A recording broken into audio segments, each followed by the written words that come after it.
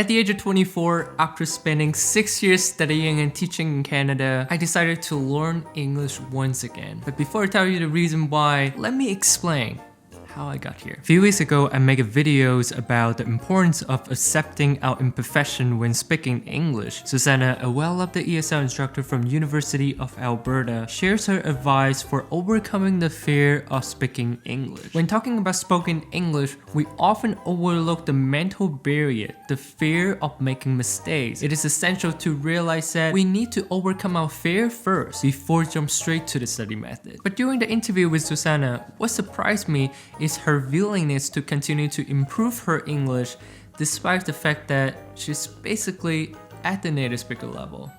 You know, even as an instructor, I make mistakes. I am not a native English speaker. I have to deal with the fact that I am not living in my native country where I would be able to speak my native language, and I feel that maybe I wouldn't have those anxieties. But because I live in Canada and I have to function in a language that is not my mother tongue, then that's my kind of like a life journey to deal with that.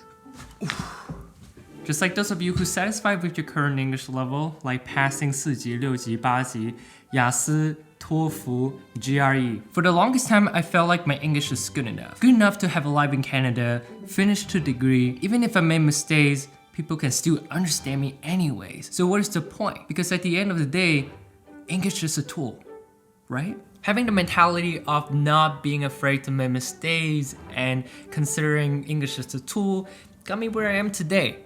But it also led me to the biggest plateau of my English journey. So one day I was reading a book called Lives of the Stoic by Ryan Holiday.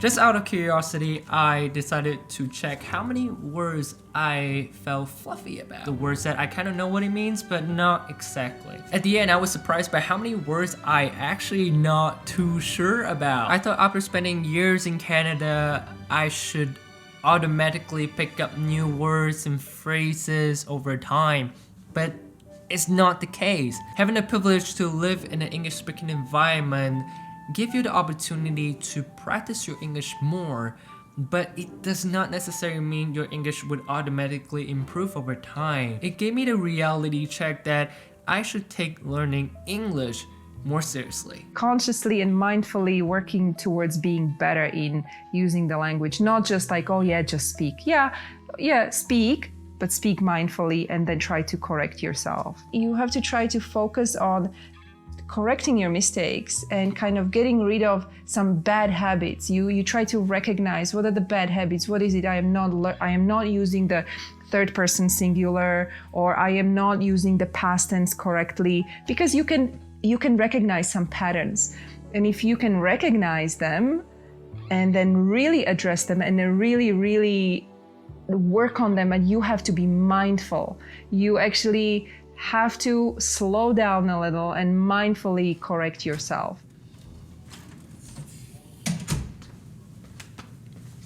Okay, so after reflecting on a conversation with Susanna, I realized there are 5 phrases of learning English. At the beginning of your English journey, building a good foundation is essential. You really need to dig into your textbook, learn as much as you can. But over time, as we have decent range of vocabulary and grammar, we are slowly entering the out-of-shell phase. That is when I would recommend considering English as a tool, because it is an effective way to lower our sensitivity of language-based rejections while practicing English. Research has also found that having an instrumental belief such as I believe I will get better over time as I practice more, having this kind of beliefs also help us to lower our anxiety when using English and better chance for cultural adjustment. However, as we complete the transformation, this little mind trick of not afraid to make mistakes will slowly lose its effect. We have a well-rounded understanding in both everyday and professional settings, which where I'm at right now. Confidence is no longer an issue for me, but I still have room to grow. I need to keep grinding and be mindful of my mistakes in order to become a better communicator in English. In the case of Susanna, she's at the settle phrase, a native speaker level. She might make mistakes once in a while, but she has the ability to pick them up immediately and be aware of those mistakes. Now you might wonder why. Is that even necessary to spend that much of time to improve your English? Think of someone you know who is a native speaker in your mother tongue but really bad at socializing. Being fluent in one language doesn't necessarily mean you are good at communicating in one language. Susanna helps me to realize that being a good communicator in any language is a lifelong journey. Sometimes being too confident blindfolds us from our mistakes, and it takes courage to tell ourselves we haven't reached our full potential